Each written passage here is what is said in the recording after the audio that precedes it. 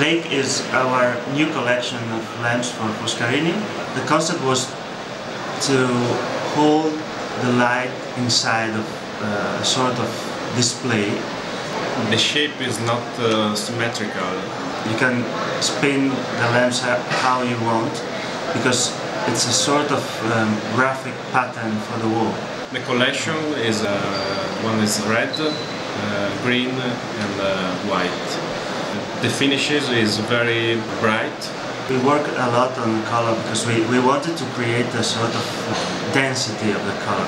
It reminds to Japanese ceiling wax. It's a very flat lamp, so you can't really understand how it works because the light is very hidden.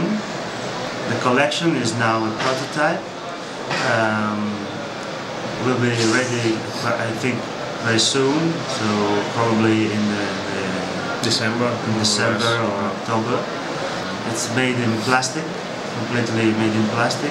We wanted to create a special link between the shape of the lamp, which is very flat, and the LED technology.